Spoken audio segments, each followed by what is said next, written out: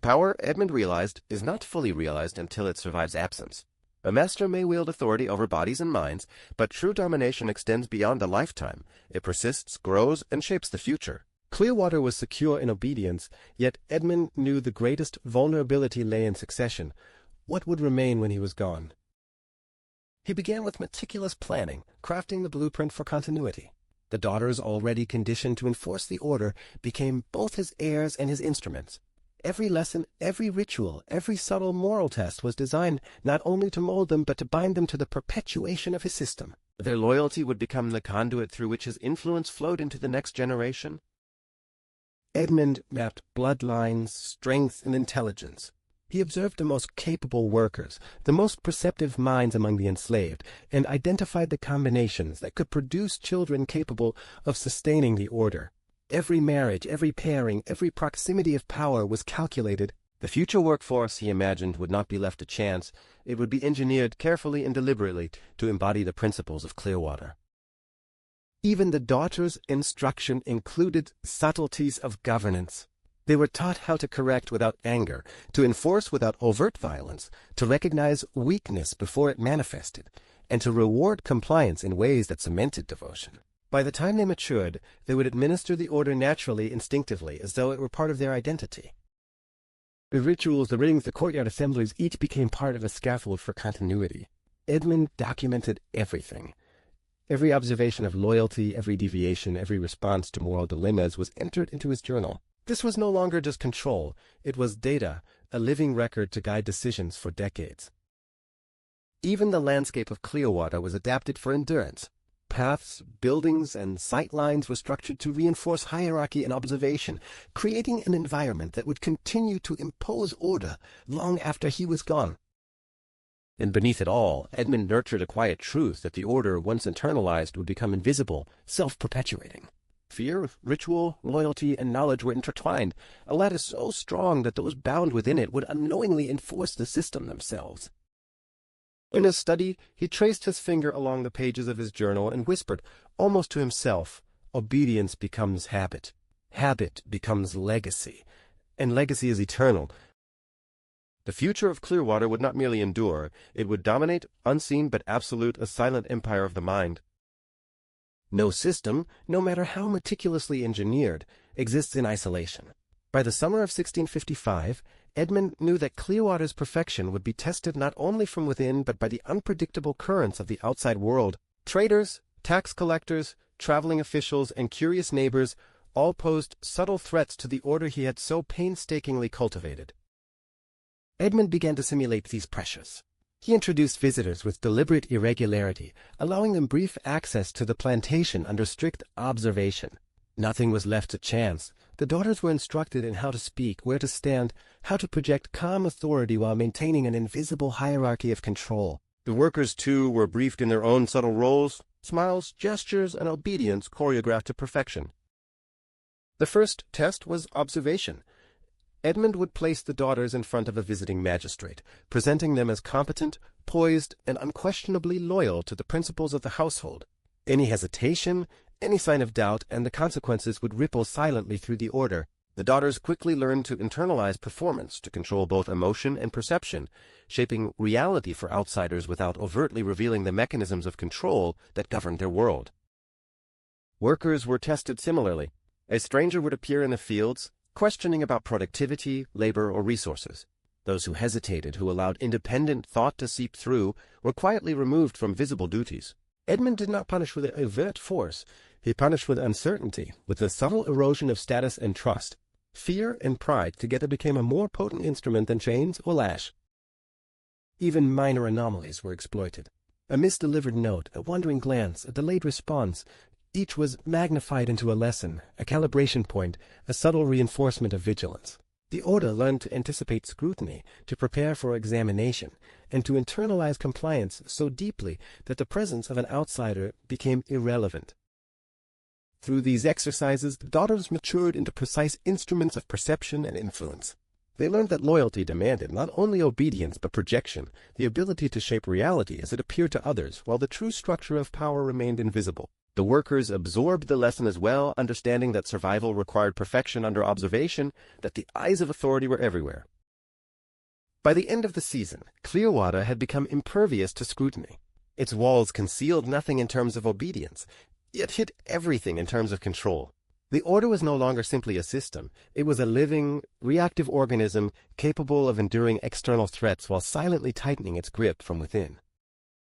Fear is most potent when it appears spontaneous.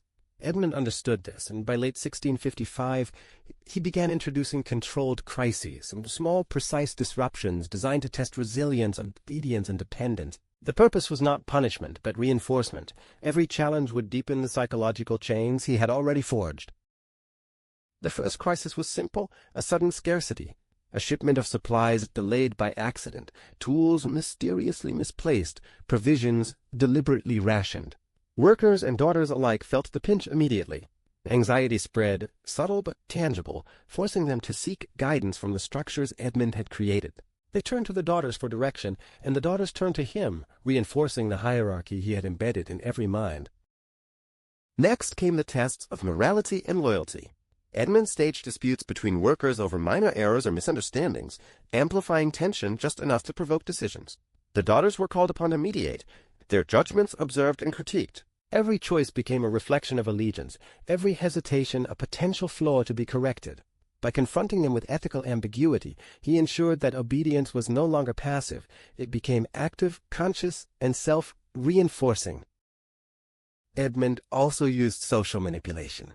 It created subtle rivalries among the workers, assigning overlapping duties, rotating responsibilities, and introducing small rewards that depended on compliance. Competition became a tool of the Order, turning pride into a mechanism of control. Those who resisted the artificial tension found themselves marginalized, while those who embraced it strengthened their bonds to the system. Even the physical environment contributed. He altered light, sound, and spatial arrangements to create unease. Shadows deepened at unexpected hours, the iron chime rang without warning, pathways narrowed. Each change heightened awareness, forcing attention to the present moment, to the expectations of the Order.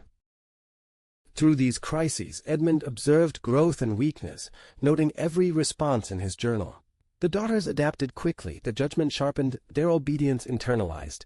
The workers, too, learned the rules without overt instruction. Survival required alignment, and alignment required the Order. By the end, dependency was complete. Fear, pride, ritual, and duty intertwined into a seamless system. No one questioned the hierarchy. It had become invisible yet absolute.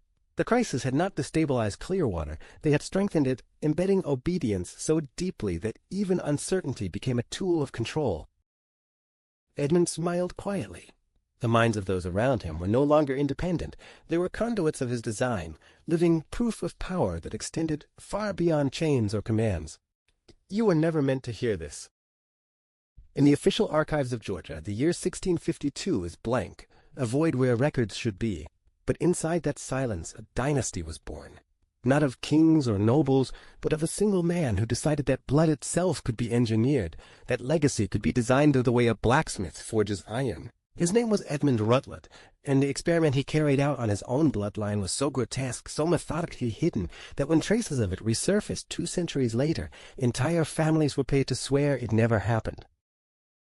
They called it the Clearwater lineage, but among the slaves it was known as the blood debt.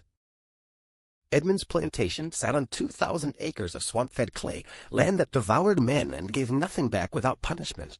But Edmund didn't believe in luck, or God, or mercy. He believed in control of nature, of blood, of destiny itself. When his wife died, and his house filled with 3 daughters and no sons, something inside him shifted, a seed of panic wrapped in pride. The Rutland name, he thought, would not die. It would mutate. What he did next could not be written in ledgers or sermons. It could only survive as whispers, the kind passed between trembling hands in the dark, when no one else could hear. He began keeping a secret journal, a ledger of conception, selection, and betrayal. It described a system of controlled breeding between his 3 daughters and his strongest slave, Samuel, a man born of defiance and silence. Edmund saw him as raw material. He wasn't creating children, he was crafting successors, half enslaved, half aristocrat, engineered for strength, loyalty, and brilliance. But you must understand something deeper. This wasn't madness. This was method. Edmund's experiment wasn't isolated. It was the shadow architecture beneath early American elitism, a hidden science of human control that would echo in boardrooms, laboratories, and social doctrines centuries later. What began in the candlelight of Clearwater plantation would become the first seed of a psychological empire, a dynasty not of wealth but obedience. And tonight you're going to see exactly how that empire was born. The night it began, Edmund wasn't searching for corruption, he was searching for confirmation. Atlanta, spring of 1652. The ballroom of the Grand Hotel pulsed with the confidence of men who believed the world itself was theirs to redesign. Candles dripped wax over polished brass, tobacco smoke coiled above black suits, and the air hummed with a kind of fever, the fever of progress. These were men who measured morality by profit, and in that room Edmund heard a sermon that would sanctify his madness. A man named Dr. Nathaniel Paton took the stage. Thin, spectacled, with the cracked voice of a zealot, he spoke of a new frontier, not of land but of flesh. He called it the science of hereditary perfection. He described breeding programs in Europe where farmers paired the best stock not by chance but by calculation to create stronger, more obedient generations. The same laws, Paton said, govern all creatures of God. Strength breeds strength. Intelligence breeds intelligence. Weakness should not be multiplied. A silence settled over the hall, the kind that follows heresy disguised as genius. Some men looked away. Others smiled with quiet understanding. But Edmund felt something awaken inside him. It was not disgust. It was recognition. He approached Paton after the lecture, his voice low, his interest cloaked in courtesy. For over an hour they talked, of bloodlines, of selection, of dominance disguised as destiny. Paton boasted of planters near Charleston who were experimenting with pairings among their slaves, blending tribes for endurance and docility. He called it progress. Edmund called it revelation. But Paton said one phrase that branded itself into Edmund's mind. The ultimate test, Mr. Rutledge, would be hybrid vigor, the mixing of two distinct lines to create something neither blood could achieve alone.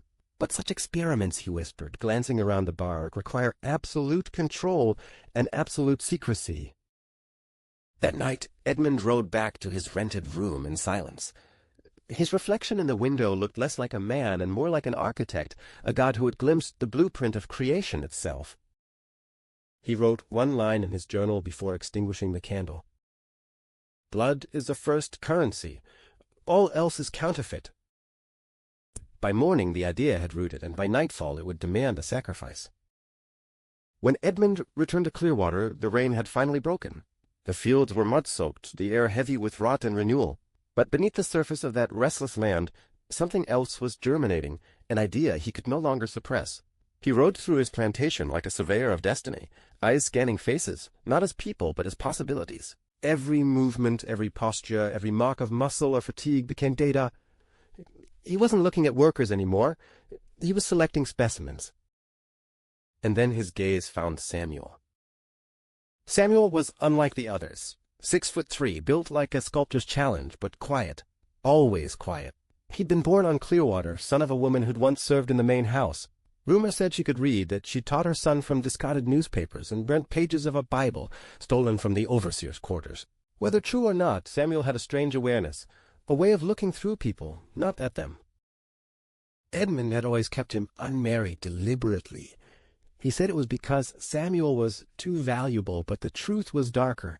Edmund feared that if Samuel ever created a family, he would grow roots that defied control.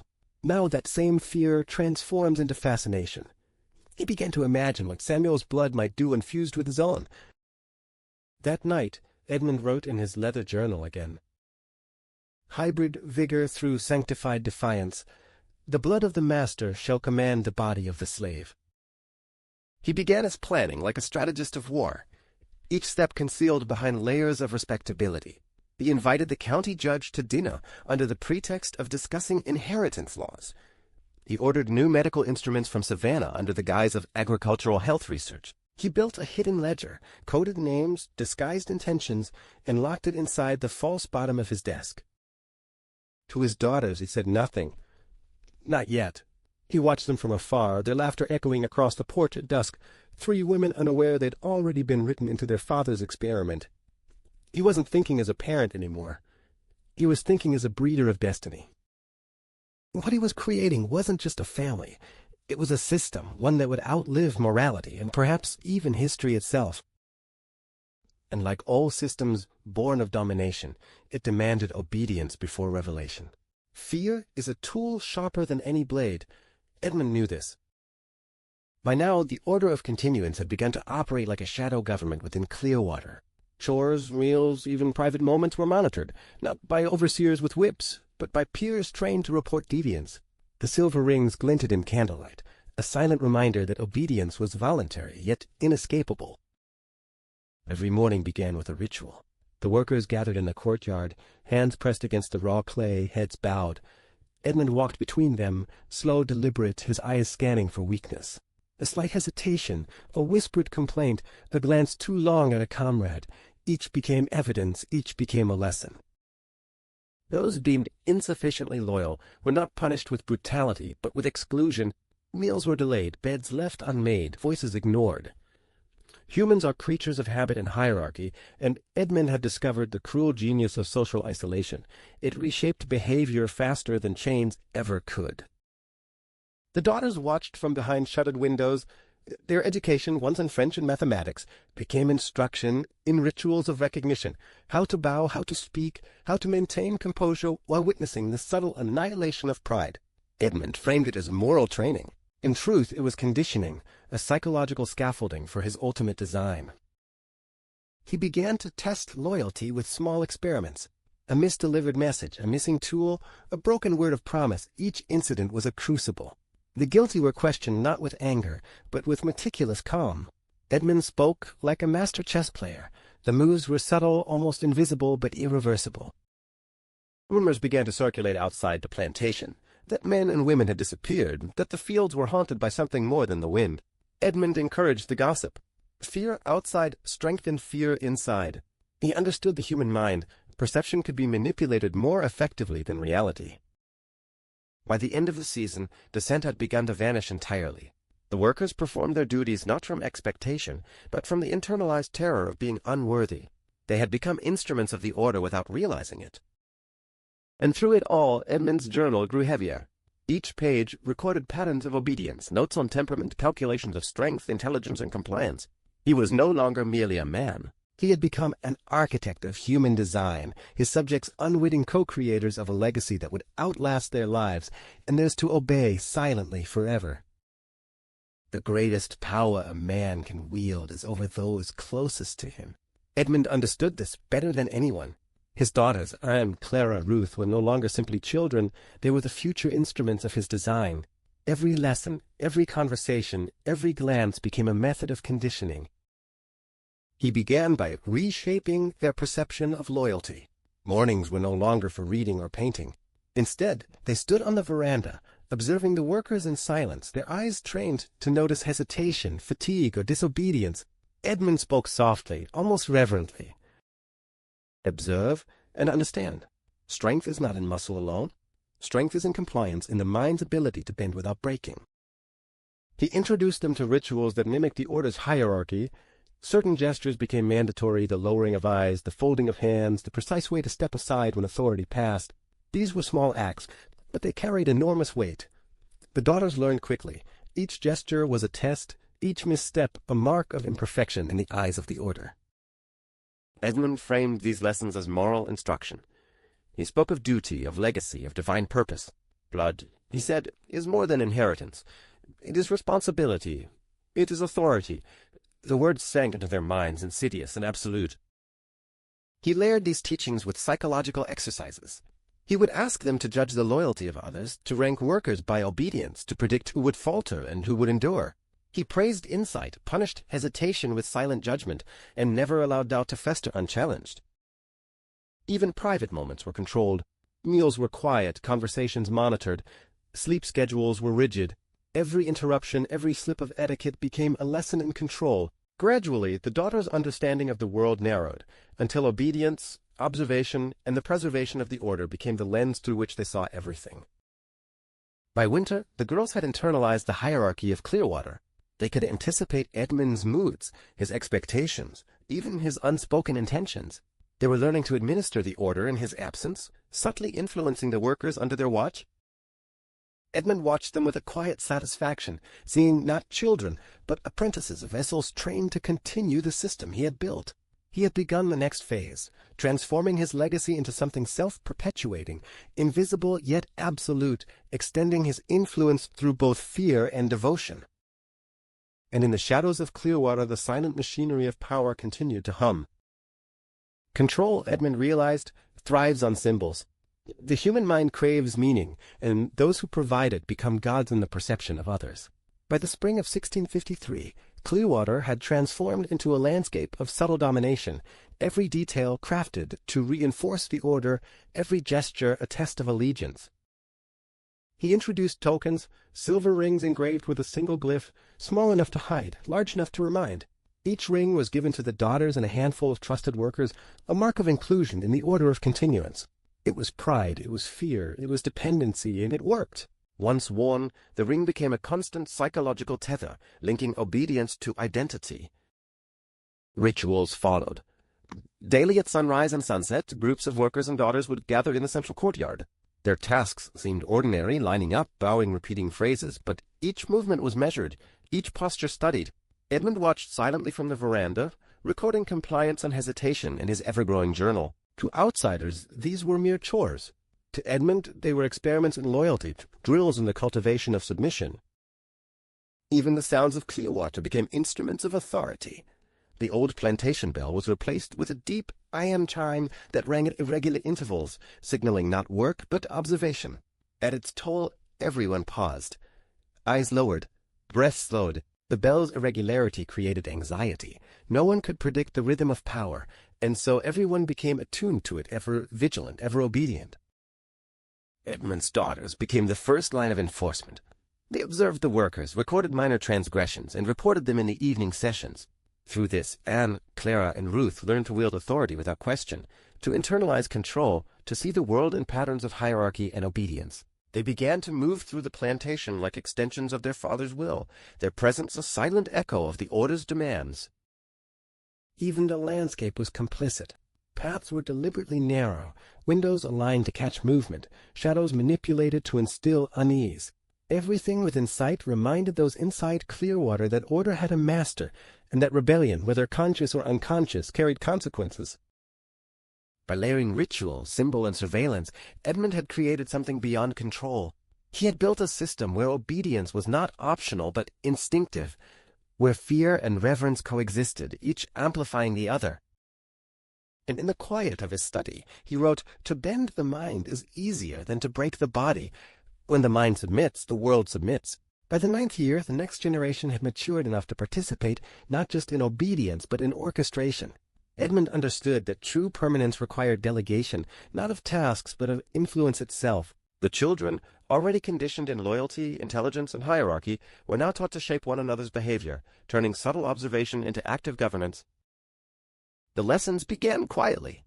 Daughters and trusted workers orchestrated scenarios where children had to resolve conflicts, mediate disputes, or make decisions with consequences beyond themselves. Every choice carried weight, every action was observed, and every interaction became an exercise in both power and responsibility. Children learned that influence, like obedience, was a currency, subtle, intangible, but potent. Edmund reinforced this through structured challenges. A misstep by one child could impact another. Success of one depended on guidance from peers. The children were trained to observe carefully, speak strategically, and intervene with precision. Every act of correction or instruction was designed to consolidate allegiance and extend the reach of the order.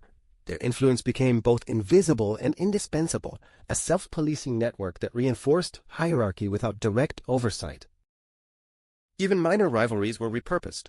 Edmund subtly intensified competition, not to fracture loyalty, but to create stakes. Ambition, pride, and desire for recognition were harnessed, channeling natural instincts into compliance.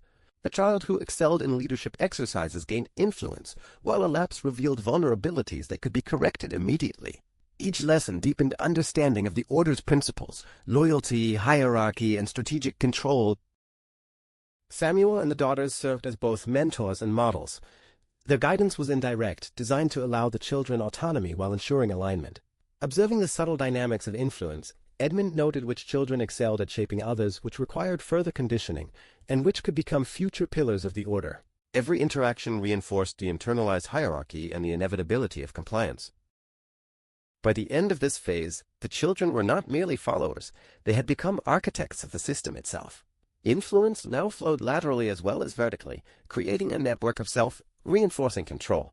Edmund's vision had matured. Clearwater was no longer dependent on a single mind, but on a distributed intelligence, a web of loyalty, manipulation, and ambition, all aligned with the imperatives of the order.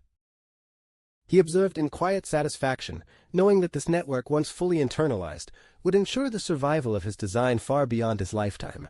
Power, he murmured, must live in the minds of many, not just the hand of one. No matter how deeply entrenched, every system eventually faces the gaze of outsiders. By the 10th year, Edmund's meticulously constructed order faced its first true test of secrecy. A visiting official or minor inspector from the county arrived unannounced, carrying the weight of curiosity and authority. His questions were casual, yet probing, hinting at suspicions about Clearwater's unusual efficiency and the children's precocious capabilities. Edmund sensed the danger immediately. The inspector's presence was a fissure in the carefully maintained facade. Any slip, any revealing glance or word could unravel years of precision, bloodline strategy, and psychological conditioning. The order, though formidable internally, depended on invisibility to the outside world. This visitor threatened exposure. Preparation became immediate. The daughters were briefed subtly, maintain composure, project normalcy, and answer only what is asked. Samuel and select workers adjusted routines to create the appearance of ordinary labor, ensuring that observation would confirm nothing unusual. Every detail, from the arrangement of furniture to the cadence of conversation, was orchestrated to protect the invisible architecture of the order. The children, already trained in lateral influence, played their part. They interacted with one another and with the inspector in ways that reinforced hierarchy and competence while masking the underlying design. Their smiles, gestures, and attention were carefully calibrated, projecting innocence, discipline, and obedience. Each subtle cue was designed to reassure and distract, converting the inspector's curiosity into admiration rather than suspicion. Edmund himself acted as both guide and observer, allowing the system to demonstrate its resilience. The order, he understood, must survive without his overt intervention. Every interaction with the visitor became a test, the daughter's composure, the children's subtle influence, Samuel's measured authority, all under scrutiny. By the conclusion of the visit, the inspector left satisfied, carrying only impressions of a prosperous, disciplined plantation. He noticed nothing of the interwoven hierarchy, the genetic strategies, or the psychological conditioning at play. To him, Clearwater appeared ordinary, efficient, and respectable. Edmund exhaled quietly, his mind already cataloging lessons learned. The test had revealed the order's strengths and vulnerabilities and confirmed that its invisible chains could withstand the gaze of the outside world, at least for now. Every participant had performed perfectly, demonstrating that the self-reinforcing network of influence, loyalty, and subtle control could both operate and conceal itself simultaneously. He allowed himself a rare smile, understanding the truth that had been proven. In Clearwater, secrecy was not a shield but a weapon, and obedience, once internalized, could become its most formidable guardian.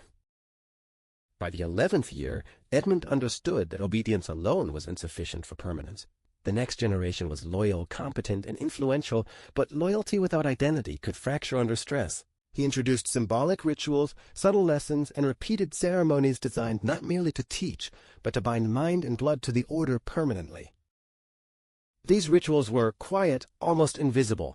Morning gatherings, work routines, and lessons were infused with layered meaning, gestures, words, and actions that reinforced hierarchy, loyalty, and interdependence. A shared task might symbolize collective responsibility. A reward ritual might encode obedience as personal virtue. Even casual phrases were loaded with implication, teaching recognition of power dynamics, the value of observation, and the necessity of vigilance. Edmund's daughters acted as conduits, translating subtle instructions into lived experience. A glance exchanged, a word emphasized, a gentle correction, each became a lesson in both compliance and agency. The children learned to perceive the invisible structure beneath the surface of every interaction, to internalize the order's rules as if they were instinct. Influence became identity. Samuel and the senior workers reinforced these patterns through action. Physical labor, coordinated routines, and even minor competitions were layered with symbolic significance. Every victory, every failure became a reflection of alignment with the order. Observing, acting, correcting, each child absorbed lessons not only intellectually but emotionally, feeling the weight of consequence and reward. Edmund also introduced small initiations, tests of courage, judgment, and allegiance. A child might be entrusted with responsibility beyond their age, asked to act on imperfect knowledge, or placed in a scenario where instinct clashed with expectation. Success was recognized subtly. Failure prompted guidance designed to transform the experience into an enduring lesson. The process created an internalized hierarchy where power, obedience, and self-identity merged.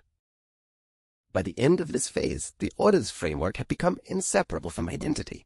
Blood, behavior, and perception intertwined, allegiance was no longer a choice, but a reflection of self. Each child, trained in observation, influence, and ritual, had absorbed the principles of governance and hierarchy. The system could now perpetuate itself, loyalty, competence, and obedience embedded in minds that would teach and correct future generations.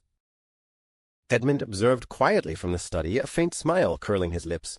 The rituals, the lessons, the subtle manipulations, all were threads weaving a tapestry of control that could endure far beyond his lifetime. Clearwater was no longer just a plantation. It had become a living, self-replicating organism, with identity, loyalty, and power encoded in blood and mind alike. Obedience is fragile, loyalty even more so. Edmund understood that to create a lasting system, he could not rely solely on ritual, symbols, or fear. He needed proof, a demonstration that the minds under his influence could withstand uncertainty, temptation, and the faintest whisper of rebellion. He began small. A task assigned would be slightly impossible, a tool misplaced, a delivery delayed. The workers and his daughters were forced to improvise, to navigate ambiguity without guidance. Any hesitation was noted, any complaint quietly punished, not with pain, but with judgment, exclusion, or silent disapproval. Edmund observed from the shadows, journal in hand, recording every reaction. He did not speak. He did not intervene. He let the mind flounder, then measured the recovery. Those who bent under the pressure but returned to order were marked as resilient. Those who wavered too long were reassigned, observed further, sometimes quietly removed from positions of influence.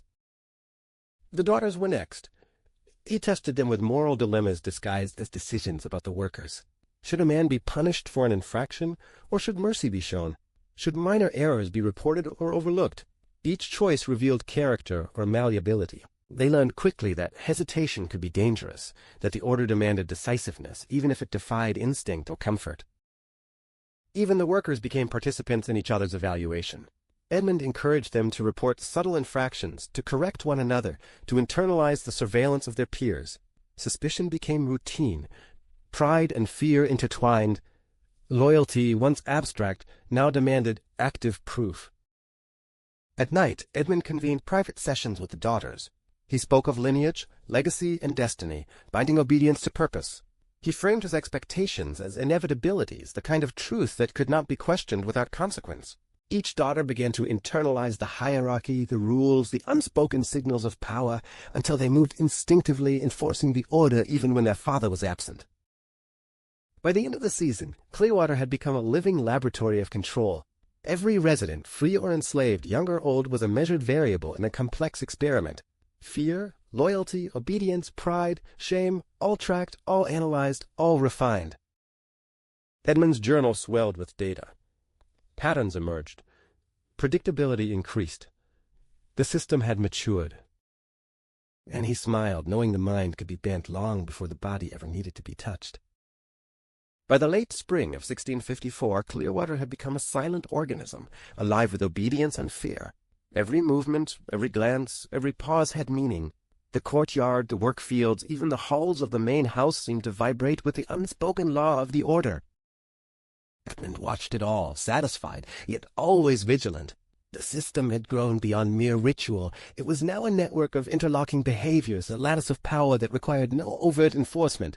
The daughters acted as extensions of his will, the workers as both subjects and instruments. Submission had become instinctive. Yet even in perfect control, cracks can appear. Edmund noticed them first as minor hesitations, a glance too long, a whispered complaint caught in a corner of a room, a question asked with subtle doubt. He observed the smallest gestures, reading rebellion like an ancient language. And though nothing overt had occurred, he knew the mind resists domination, even when the body obeys. He responded as always with subtle recalibration. Tasks were rotated, responsibilities shifted, and allegiances tested. Private meetings became psychological pressure chambers. Edmund would ask the daughters questions with no correct answer, forcing them to choose, to articulate, to justify. Their reactions, hesitation, surprise, silence were all recorded in the journal. Each revealed their strengths, weaknesses, and vulnerabilities to influence. The workers, too, were tested. Minor errors were exaggerated into moral dilemmas. Friendships and alliances were quietly scrutinized. Edmund encouraged them to police each other's compliance, to see loyalty as a commodity that could be traded, earned, or lost. Fear had been effective. Now he layered it with self-interest and pride, making obedience internal, self-reinforcing. Even the landscape of Clearwater contributed. Narrow paths, strategically placed windows, and shadowed corridors amplified uncertainty. Visibility was controlled. Perception itself became a tool. Every sound, every sight, every movement reminded the inhabitants that the order existed, omnipresent, inescapable, absolute. And yet the tiniest ember of resistance flickered. A worker hesitated too long before bowing. A daughter questioned the fairness of a decision in the privacy of her mind. Edmund noticed. Always he noticed. In that awareness, Clearwater's strength and fragility coexisted. The order was near perfection, yet human nature persisted restless, questioning, quietly dangerous. Edmund smiled, not in satisfaction, but in anticipation. The next phase would require finesse, patience, and subtle manipulation. The system had been built. Now it had to be maintained and perfected. The true measure of control is not obedience, but choice under pressure. Edmund understood this better than anyone. Rituals and symbols could enforce routine, fear could shape behavior, but loyalty demanded testing, subtle, relentless, and morally ambiguous. He began with dilemmas. Workers were asked to report minor transgressions among peers, not as punishment, but as a demonstration of allegiance. The daughters were presented with ethical decisions disguised as family management, who deserved praise, who required correction, who might falter in the field. Every decision carried weight. Every hesitation revealed weakness. Edmund observed silently, journal in hand. He knew the human mind craves certainty, yet he intentionally removed it. Instructions were layered, conflicting and incomplete. Those who adapted quickly were rewarded with trust and subtle privileges. Those who faltered were left to stew in uncertainty, a psychological pressure far more effective than any whip. The daughters, now versed in the principles of the order, became conduits of the test. They administered minor tasks, subtle punishments, and whispered counsel to the workers, learning how influence could travel invisibly through a hierarchy. Each interaction reinforced their place, shaping their perceptions and aligning their minds with Edmund's vision. Even the smallest gestures were evaluated. A hesitation in greeting, a glance away from a superior, a sigh of frustration, all were recorded. Edmund's analysis was meticulous, patterns, responses, resilience. No detail was too small. The invisible architecture of loyalty was being mapped, and each individual's mind became a node in the system. By layering these tests, he blurred morality itself. Decisions that once seemed clear became exercises in ambiguity. Obedience now required intellectual engagement, weighing consequences, predicting reactions, and suppressing instinct. The workers and daughters learned quickly that defiance was invisible but punished, and compliance demanded more than fear. It demanded thoughtful alignment with the order. Outside Clearwater, life remained unpredictable, chaotic. Inside, however, everything, from speech to posture, from thought to action, was measured, tested, and folded back into the system. Edmund had created a self-sustaining network of loyalty, one that relied not on chains or punishment alone, but on the subtle, almost invisible pressure of expectation, observation, and moral ambiguity. By the end of these tests, the order's grip was no longer enforced. It was internalized. Each person carried their own leash, willingly or unknowingly. Edmund smiled quietly, recognizing that this was the true genius of power, when control becomes a mirror, reflecting back the obedience of those who believe they are free. By the 15th year, Edmund's carefully constructed world faced a threat unlike any before, a visitor from the state capital, a young magistrate whose curiosity was sharp and whose sense of duty unyielding. He had heard whispers of Clearwater's unusual productivity, the precocious intelligence of the children, and the tightly ordered routines that seemed almost unnatural for a plantation. His arrival was neither casual nor routine. It carried the potential to unravel decades of planning, secrecy, and manipulation. Sensed the danger immediately. This was no minor inspector or casual observer. The magistrate possessed authority, scrutiny, and connections that could expose every hidden layer of the order. Yet Edmund's response was calm, deliberate, and calculated. He had anticipated such challenges. The order, he reminded himself, was designed to withstand not just internal rebellion, but external scrutiny as well. Preparation was meticulous. Samuel and the daughters orchestrated the children's routines, interactions, and responsibilities to project normalcy and efficiency. Every gesture, glance, and word was monitored, rehearsed, and adjusted to eliminate suspicion. The children, now seasoned in influence and observation, were briefed subtly, act naturally, guide attention away from unusual practices, and maintain composure under questioning. Edmund met the magistrate personally, presenting the plantation as a model of order, diligence, and education. Every explanation and answer was carefully framed to satisfy curiosity while concealing the architecture beneath. The children's subtle enforcement and lateral influence played a pivotal role. Minor lapses were corrected instantly, guided interactions reinforced hierarchy, and any potential anomaly was managed before it could draw notice. Throughout the visit, Edmund observed closely, cataloging the magistrate's interests, attentiveness, and potential weaknesses. Even this external scrutiny became data, a means to refine the order, strengthen defenses, and anticipate future threats. By the conclusion, the magistrate left reassured, impressed, and unaware of the layers of control operating beneath the surface. In the aftermath, Edmund reflected on the event. The order had survived, not through coercion alone, but through invisible influence, self-enforcing loyalty, and strategic foresight. Every child, every worker, and every interaction had contributed to its resilience. Clearwater was no longer merely a plantation. It was an organism capable of protecting itself against both internal uncertainty and external scrutiny. Edmund allowed himself a quiet nod of satisfaction. Secrecy, he understood, was not just a shield, it was a living strategy, woven into minds and hearts. And in the hands of those he had trained, the order could withstand any threat, visible or hidden, for generations to come. By the 16th year, Edmund's vision approached its final phase. The order, once fragile and dependent on his presence, now thrived through the children, the network of influence, and the rituals that bound them. Yet he knew that true permanence required more than loyalty and competence. It demanded the embedding of authority, hierarchy, and obedience into blood, mind, and identity, beyond his lifetime, beyond immediate observation. He began carefully planning the next generation. Every birth, every lesson, and every interaction was designed to perpetuate the order's architecture. The children, now seasoned enforcers and strategists, were taught to identify potential leaders among their peers and younger children, nurturing them subtly while reinforcing loyalty to the system. Ambition, cunning, and discipline were no longer incidental traits. They became instruments of continuity. Edmund also codified rituals, routines, and ceremonies with layers of symbolic meaning that could survive interpretation and transmission across generations. Tasks, competitions, and interactions were designed to teach hierarchy, influence, and observation as instinct. Even the moral questions and ethical dilemmas previously introduced were now deliberately structured. They would guide future generations in navigating complexity while reinforcing allegiance. Each ritual, each expectation, was a thread in a self-reinforcing fabric. He embedded authority in the children through accountability. Responsibilities overlapped, decisions carried consequence, and influence became a currency.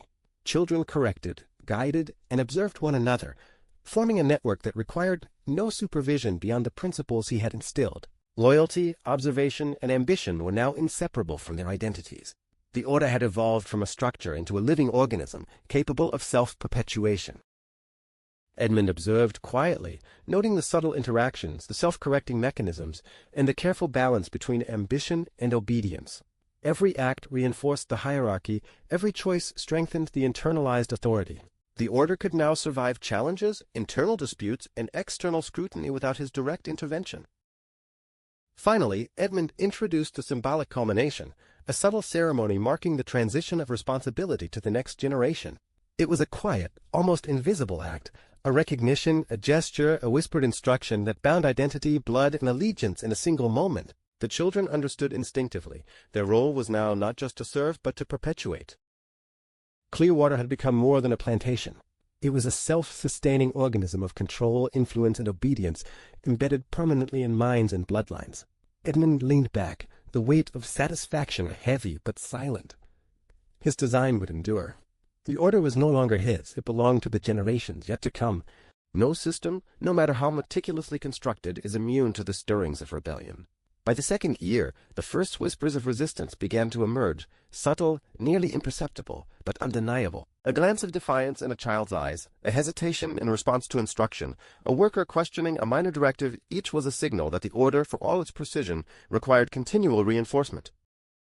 Edmund recognized that resistance was not failure. It was doubt. Every subtle act of defiance revealed a vulnerability, an opening, an opportunity to tighten control.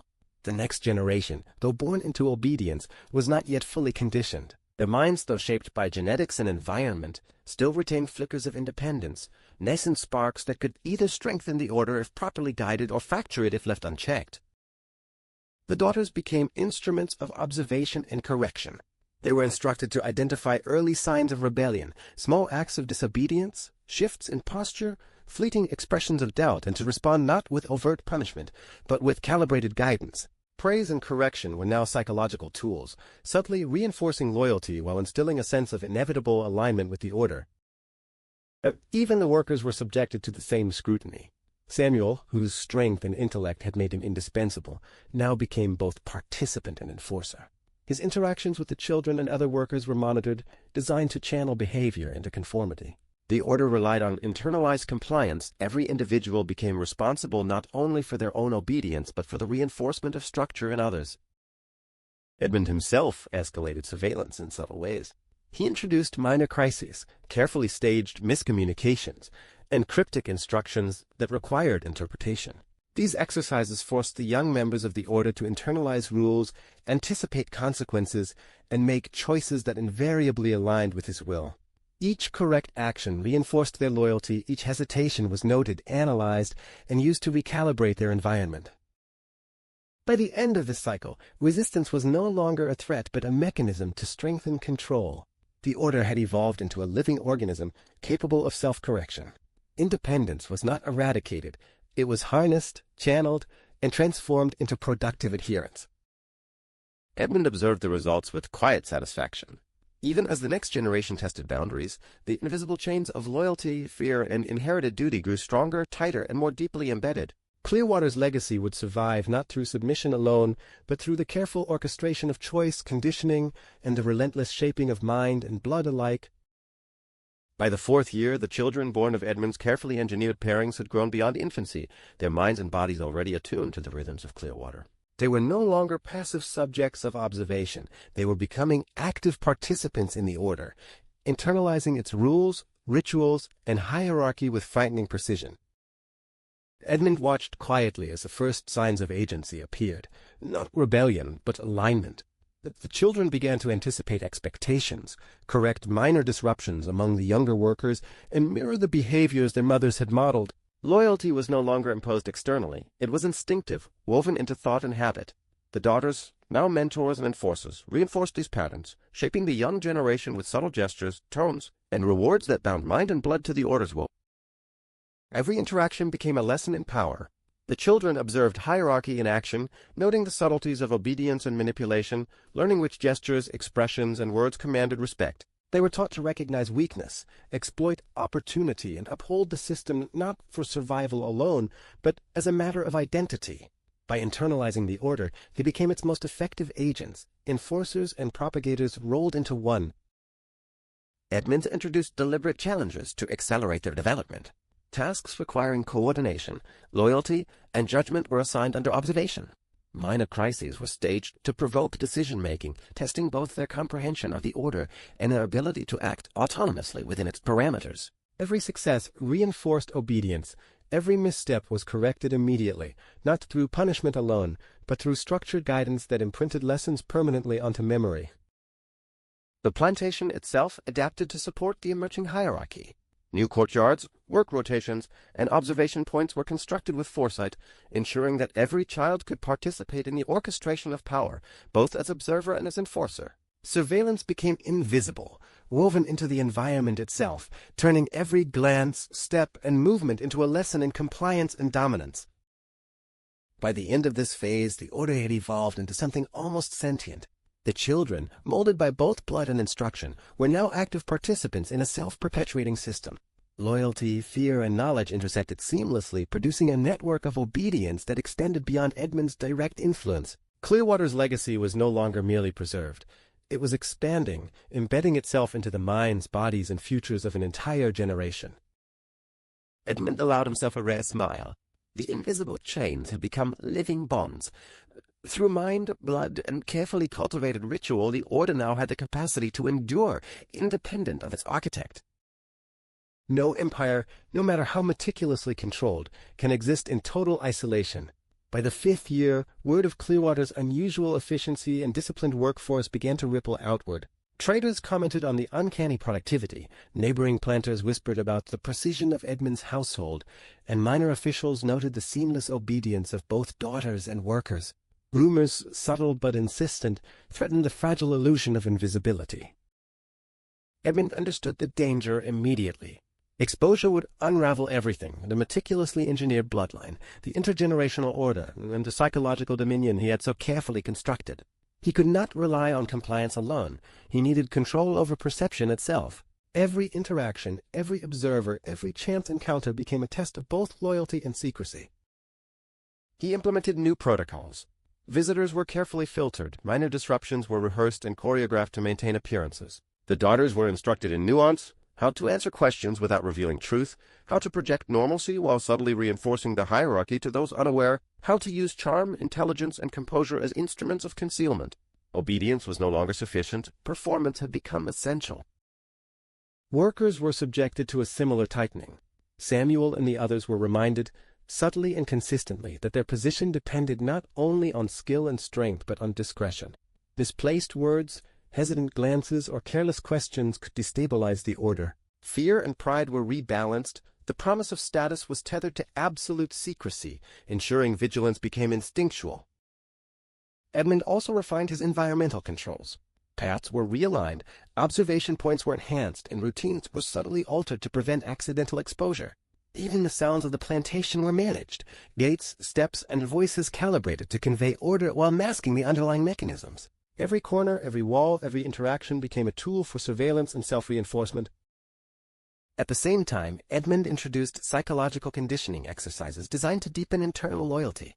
Small ethical dilemmas, simulated crises, and minor provocations forced both daughters and workers to navigate complexity while remaining aligned with the Order. Each decision reinforced obedience, accountability, and interdependence, ensuring that even if outsiders glimpsed the surface, the underlying structure remained impenetrable. By the end of this period, Clearwater had become a fortress not of stone, but of mind. External scrutiny, rather than threatening the system, had strengthened it. Fear, pride, loyalty, and subtle conditioning intertwined to form an invisible shield. Edmund observed quietly, satisfied. Even if the world watched, the Order could not be dismantled, for its power now resided in blood, mind, and the self-perpetuating obedience of its inhabitants. Power does not begin with violence. It begins with paperwork. Edmund Caldwell knew this better than any whip-wielding overseer. A strike of ink could sanctify what a sword could only enforce. In Georgia, 1652, the law was still a fluid thing, half English, half instinct, and Edmund moved through it like a surgeon through a body, knowing exactly where to cut. He invited the Judge Ransom Wells to Clearwater under the excuse of a gentleman's supper. Wells was a drinker, heavy and insecure, a man whose conscience could be bought cheaper than his tobacco. Over roasted quail and Madeira, Edmund spoke in riddles of lineage, of moral stewardship, of the divine right to improve the human stock. The judge, flattered to be included in intellectual matters, nodded along, unaware that each word was a hook sinking deeper into his vanity. By midnight, the plantation's lamps had dimmed, and Edmund leaned forward. "Suppose," he said, almost whispering, "a man could ensure his bloodline not through chance, but through deliberate selection. Suppose God's will might be assisted." The judge laughed uncertainly, unsure whether this was blasphemy or brilliance. Edmund poured more wine. The discussion turned theoretical, then hypothetical, then administrative. Soon, Wells found himself drafting a series of private instruments, papers that reclassified certain household members as property of experimental interest. The terms were obscure, but the intent was clear. Edmund was building legal walls around sin. Over the next weeks, he manipulated the system like a musician tuning a broken organ. He created trusts and inheritance clauses that blended family and chattel into a single language of ownership. His daughters were heirs of record. Samuel was instrument of productivity. No lawman could decipher the horror hidden behind the legal elegance. Then came the construction. In the far north wing of Clearwater, he ordered a new structure, part nursery, part infirmary, part laboratory. The slaves called it the Silent Room. No hammer was allowed after dark. No one spoke of what it was for.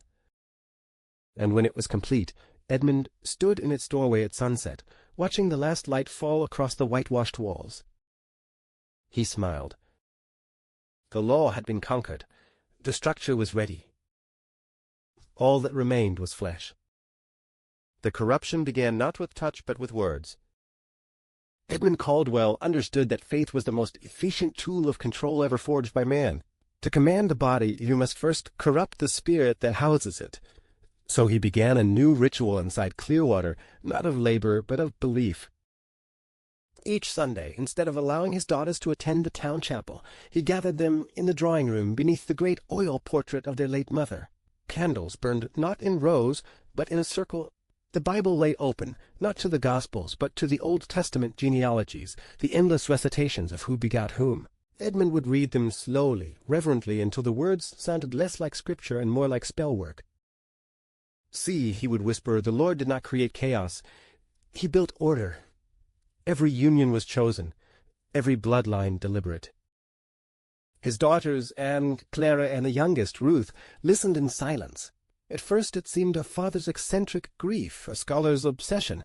But as the weeks passed, they noticed how he replaced God's name with his own during prayer, how he spoke of continuing the divine pattern, how his sermons began to feel less like lessons and more like commands.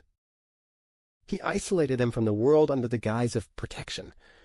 Their tutors were dismissed, their social invitations declined, even their letters were intercepted. He built a doctrine where Clearwater itself became holy ground and any outside influence profane. By the winter of 1653, the daughters spoke only the language he had taught them, a mixture of scripture, obedience, and silence. Meanwhile, the enslaved community whispered of strange sounds from the north wing, murmured chants, distant hymns sung at odd hours. Some claimed to see Edmund walking the fields at midnight, barefoot, carrying his mother's rosary and muttering the names of his ancestors. Others swore they heard him speaking to the soil itself, commanding it to yield children of both earth and dominion. He was no longer a man, they said. He was becoming something else, a priest of his own creation.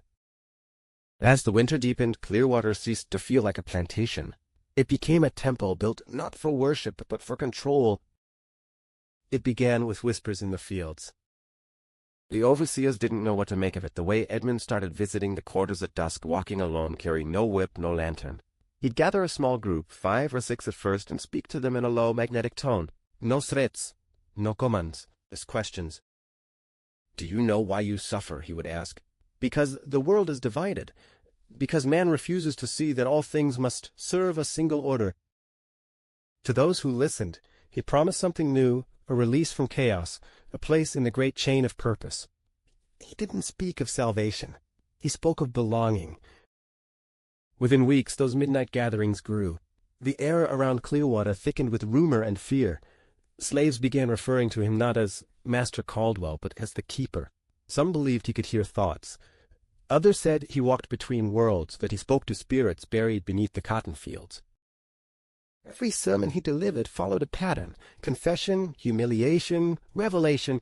He would single out one person, accuse them of some imagined sin, and demand they kneel before the group. Then, after stripping away their dignity with words, he would lift them up again, declaring them purified by obedience. It was psychological warfare disguised as grace. And it worked. People began turning on one another, eager to expose sins before they were found out. Fear became the language of loyalty. Edmund had discovered the most dangerous kind of control, voluntary submission. He reinforced his power through symbols. A silver ring engraved with the letter C was given to his chosen few. He called it the Mark of Clarity. They wore it proudly, believing it bound them to something divine. He replaced the plantation bell with a deep iron chime that rang at irregular hours, not for work but for prayer. By spring, Clearwater was no longer a place of labor. It was a doctrine, breathing and self-sustaining. Even the birds seemed quieter, as if afraid to sing without permission. And through it all, Edmund's journal grew thicker, filled with diagrams, bloodlines, and sketches of a circle within a circle. He called it the Order of Continuance. To him, it wasn't madness. It was destiny finally taking shape. By the 12th year, the children of Clearwater began to display something Edmund had anticipated but had not yet fully observed: ambition. Subtle, calculated, and precise, it emerged not as rebellion but as a desire to excel within the Order's invisible framework. Each child, now versed in influence, observation, and ritual, began to test boundaries, learning how far they could extend their agency without disrupting loyalty.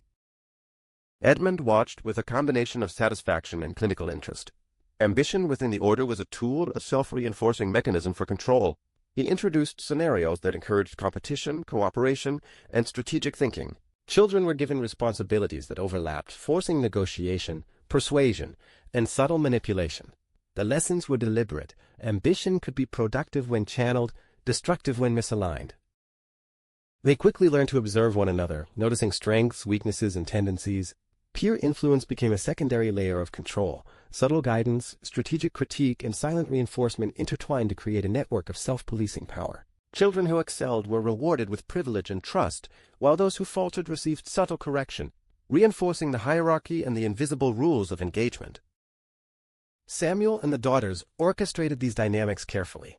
They allowed children to exercise initiative while maintaining alignment with the Order's principles. Influence flowed horizontally, authority was subtly delegated, and even minor disputes became exercises in negotiation, persuasion, and strategic foresight. Every action carried consequence, every decision, observed and recorded in Edmund's meticulous mind, added to the intelligence of the Order. By now, ambition had been internalized as a pathway to survival, status, and influence, not merely for oneself, but for the perpetuation of the Order. The children began to compete not against Edmund's authority, but within the framework he had constructed, learning that success depended on both competence and loyalty. Their emerging in the controlled environment of Clearwater ensured the system's resilience. Power was no longer a gift from the top. It flowed dynamically through skill, observation, and psychological acuity. Edmund's study became a theater of observation. He noted alliances forming, rivalries sharpening, and strategic minds at work. The children were beginning to govern themselves, unaware that each ambition, each maneuver, reinforced his ultimate design. Clearwater was evolving again. The next generation was becoming architects of its own survival, ensuring that the Order, once established, could perpetuate itself indefinitely. He leaned back, eyes dark with satisfaction. Ambition, he knew, was a weapon. When guided, it could forge the strongest chain. And now that weapon was in the hands of his successors. By the 13th year, the subtle architecture of the Order began to encounter its first cracks, not in loyalty, but in conscience. The children, now skilled in influence, observation, and ambition, started noticing disparities, imbalances, and inconsistencies. They questioned fairness, the allocation of responsibility, and the invisible rules that governed their lives.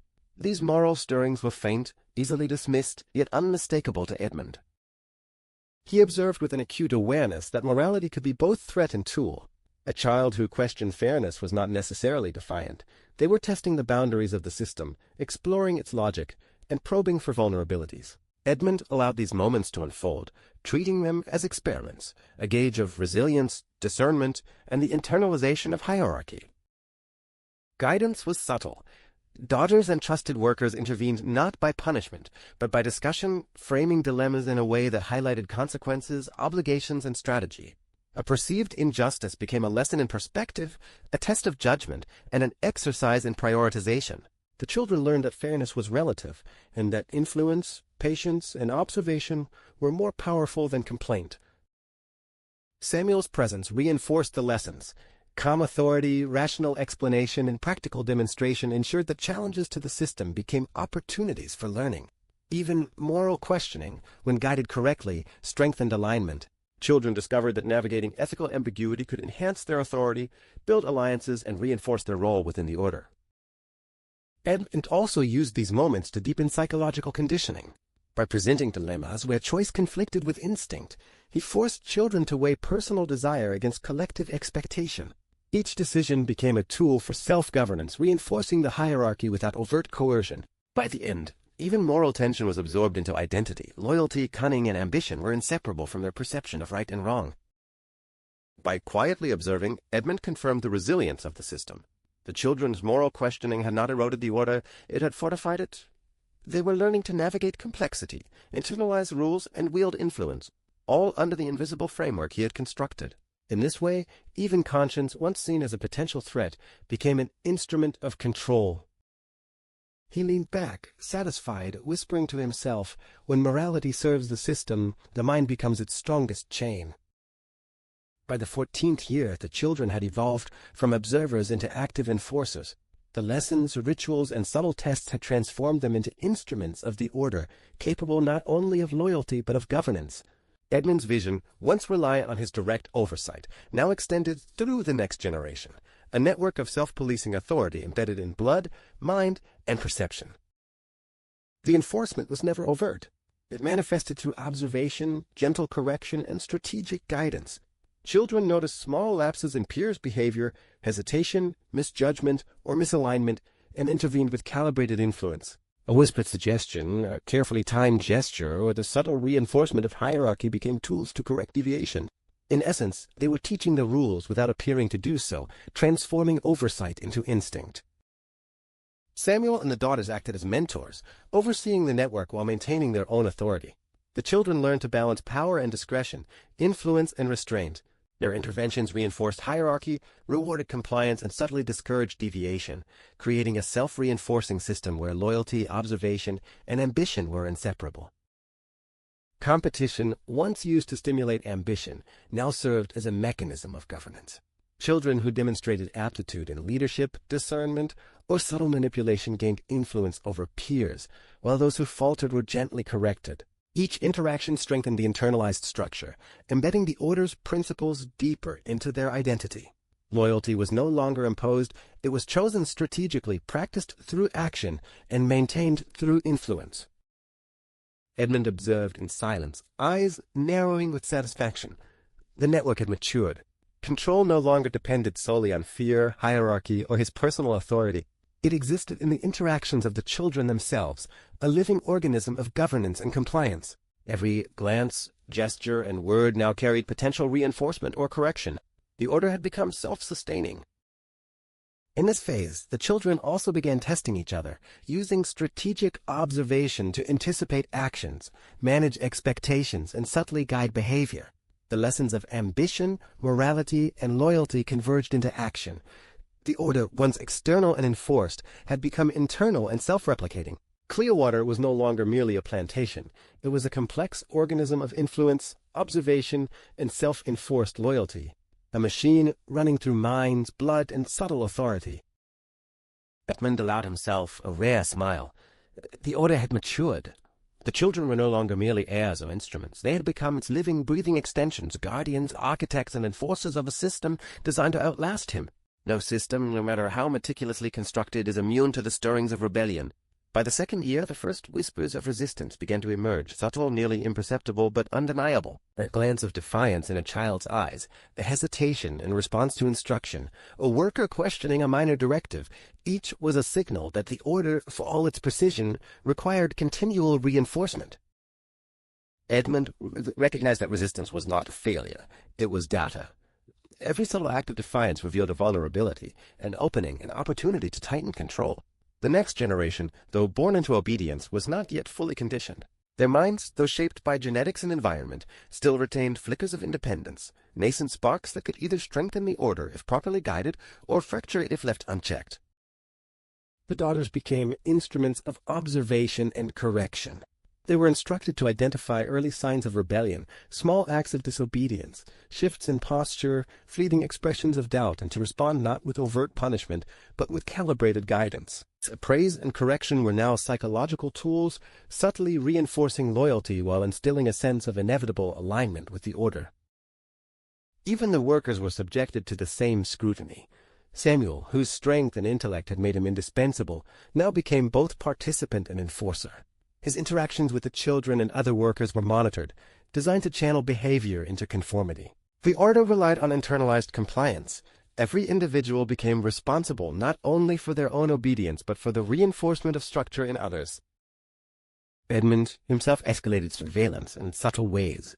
He introduced minor crises, carefully staged miscommunications, and cryptic instructions that required interpretation. These exercises forced the young members of the Order to internalize rules, anticipate consequences, and make choices that invariably aligned with his will. Each correct action reinforced their loyalty. Each hesitation was noted, analyzed, and used to recalibrate their environment. By the end of this cycle, resistance was no longer a threat but a mechanism to strengthen control. The Order had evolved into a living organism, capable of self-correction. Independence was not eradicated, it was harnessed, channeled, and transformed into productive adherence. Edmund observed the results with quiet satisfaction.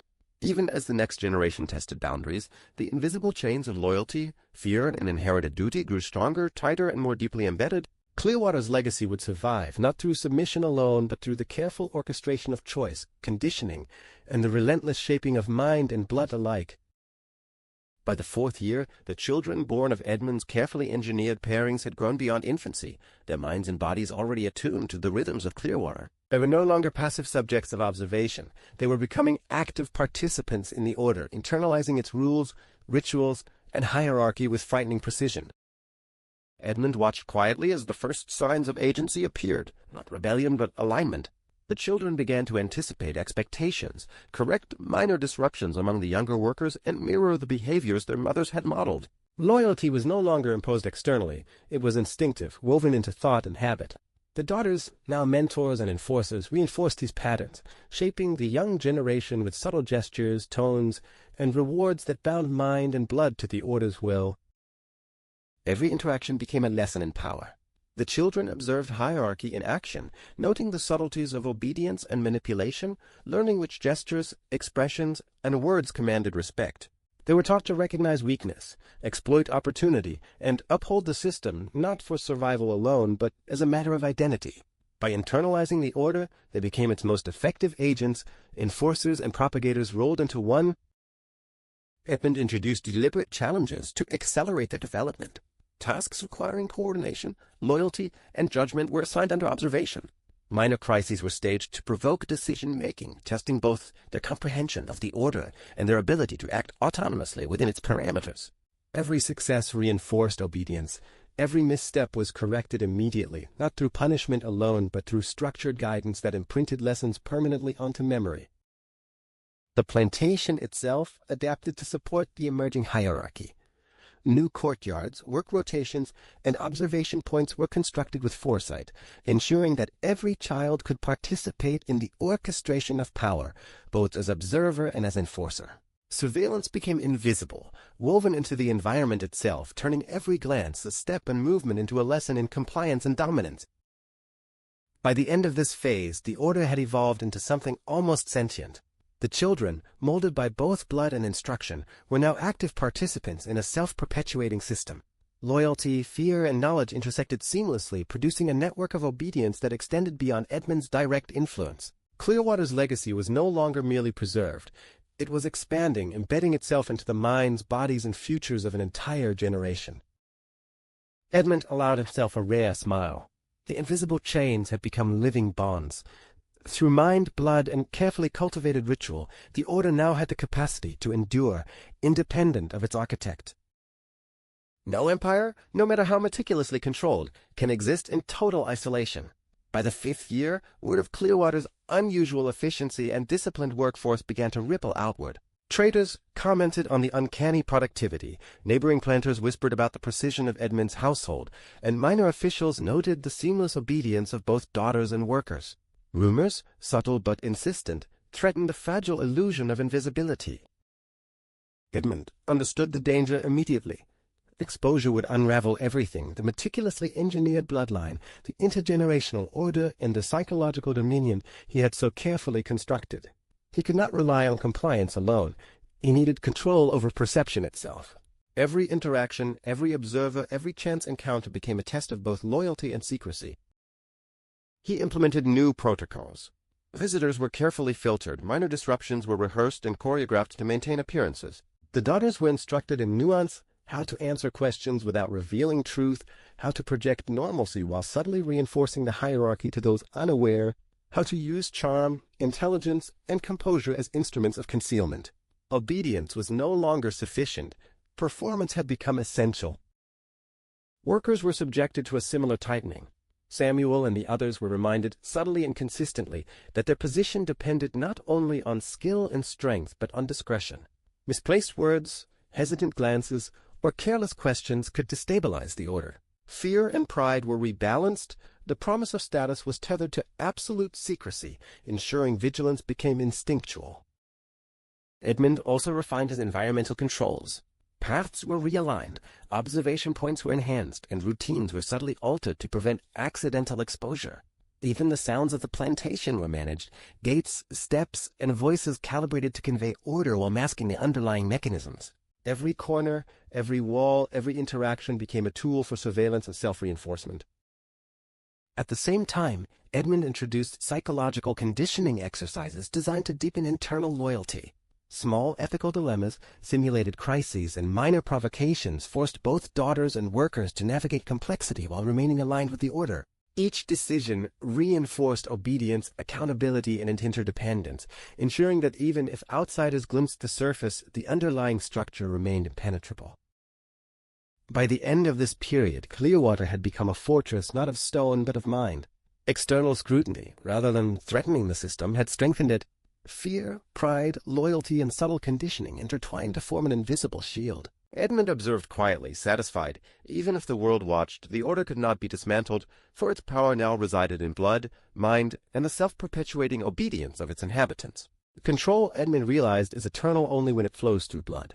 The system of obedience and psychological dominance was complete. The rituals, the tests, the crises, yet the ultimate consolidation required one final audacious step, the deliberate pairing of his daughters with selected workers. Through this, the order would transcend a single generation, becoming permanent, unassailable, and self-perpetuating. Samuel, the strongest and most intelligent of the workers, had been under observation for years. His mind, his body, his instinctive understanding of the plantation, all had been measured and recorded. Edmund recognized that combining Samuel's physical prowess and intellect with the daughter's bloodline could produce a workforce genetically and psychologically tailored to uphold the order. The conversations with the daughters were clinical. He presented the rationale as a necessity for survival, for legacy, for the continuation of the root-led name. Their resistance, instinctive yet subdued by years of conditioning, was met with calculated authority. The choice, Edmund framed, was illusionary. The daughters could comply or face exclusion, deprivation, and the erasure of their inheritance. Yet, even within that coercion, there was seduction, the promise of purpose, of a role in something eternal, a connection to a system larger than themselves. The first pairing was arranged meticulously. Every detail was considered: timing, privacy, medical supervision, and psychological preparation. Dr. Strickland, deeply indebted and compliant, provided oversight, ensuring the experiment proceeded smoothly, cloaked in legitimacy. Each daughter was instructed on her role, her participation framed as duty, education, and protection, the language of control itself. Edmund's journal grew thicker with the calculations of bloodlines, traits, potential outcomes, projected strengths of future offspring. He documented the lessons of loyalty, compliance, and endurance learned through the previous years of psychological conditioning, ensuring that the next generation would inherit not only the plantation, but also the internalized obedience of its inhabitants. Even the workers involved were subtly prepared. Samuel understood, without explicit words, the hierarchy and expectations. He became both participant and instrument, his strength and intelligence harnessed to the perpetuation of the order. By the time the first child was conceived, Clearwater had become a living laboratory, a fusion of biology, psychology, and power. The daughters, the workers, the very land itself were entwined in a plan that would endure for decades. Obedience, loyalty, and lineage were no longer abstract. They were tangible, measurable, and genetically embedded. Edmund closed his journal and whispered to the empty study, "The order is eternal. Through blood, it will never break." Pregnancy at Clearwater was not merely a biological process. It was an instrument of the order, a living mechanism through which obedience and legacy intertwined. Edmund oversaw it with the precision of a strategist, ensuring that every detail, physical, emotional, and psychological, reinforced the system he had so carefully constructed.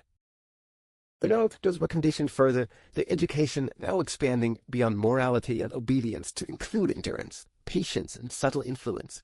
They were taught to navigate the tension between autonomy and duty, to see themselves simultaneously as mothers, enforcers, and participants in a plan that transcended instinct. Every instruction, every ritual, every whisper of expectation embedded in them the inevitability of their roles. Dr. Strickland's presence was constant yet discreet. He monitored health, advised on nutrition, and documented every symptom with an exacting eye. His participation lent legitimacy to the experiment, masking the coercion with medical authority. The daughters, conditioned to obedience and secrecy, accepted the supervision as part of their duty, internalizing the notion that compliance was both protection and privilege. The workers, too, adapted. Samuel became a central figure, his role carefully orchestrated to reinforce the daughters' obedience while demonstrating the interdependence that bound the household together. His intelligence, strength, and awareness of the hierarchy made him an ideal participant, both a contributor to the next generation and a living symbol of the Order's enduring power. Meanwhile, Clearwater itself adjusted. The environment subtly changed to accommodate and reinforce the pregnancies. Rooms were arranged for observation, paths rerouted to encourage discipline, and rituals of care doubled as reinforcement of hierarchy. The courtyard, the fields, the hallways, all were instruments in a carefully choreographed performance that combined utility, surveillance, and psychological conditioning. Edmund observed quietly, taking meticulous notes on the daughters' demeanor, their resilience, and their adaptation to both physical and psychological pressures. He watched how loyalty manifested under stress, how fear and duty intertwined to create voluntary submission. Each response, each gesture, each thought carefully guided by his influence, became part of a growing blueprint for the next generation of the Order. By the 3rd month, the pregnancy was no longer simply a private condition. It had become a tool, a test, and a symbol. Every heartbeat within the daughters' wombs was a calculated contribution to Clearwater's future. The Order would endure through blood, mind, and meticulously sculpted obedience, leaving no room for deviation. Edmund smiled to himself in the shadows of the study, whispering, "They carry not just life, but legacy. And legacy is absolute." The births at Clearwater were orchestrated with the same precision that had guided every other element of Edmund's design. No moment was left to chance. The daughters, now deeply conditioned, understood that their bodies were vessels for the continuity of the Order, and each child represented both biological and psychological investment in the plantation's future. Dr. Strickland oversaw the birth quietly, his hand both professional and complicit. Medical intervention was minimal. What mattered was control, over timing, over perception, over the very framing of each life entering the world. The children were not simply born, they were inducted into the system immediately, their place predetermined by genetics, circumstance, and meticulously calculated upbringing. The daughters' role shifted subtly yet profoundly. Motherhood was entwined with obligation. They were taught how to influence without attachment, to guide without overt emotion, and to instill early obedience in their children through the smallest cues, tone, gesture, attention, even omission. Love became tactical, care was measured, precise, and instrumental in shaping loyalty. Each interaction reinforced the hierarchy and the inevitability of compliance. The workers, especially Samuel, were integrated into the cycle of observation and instruction. Their awareness of the stakes, their own position, the daughters' roles, the unfolding legacy intensified psychological entrapment. Obedience now carried the dual weight, survival and investment in the future of the Order. Each child became a visible reminder of what had been achieved and what could never be undone. Even the physical space of Clearwater was recalibrated. Cradles, rooms, and pathways were positioned to enforce visibility, hierarchy, and surveillance. Every corner, every window, every doorway contributed to a subtle architecture of power, reminding all who dwelled there of the omnipresence of authority. Through these carefully orchestrated births, Edmund ensured the Order became not just a system of obedience, but a web of intergenerational dependence. The children were born into hierarchy, conditioned from day one to internalize the Order's rules. The daughters, observing and participating in the early development of their offspring, reinforced the lessons they themselves had been subjected to, the cycle feeding back upon itself, tighter, stronger, and more unbreakable with every generation. As he watched from the study, Edmund's satisfaction was quiet but absolute. The Order had moved beyond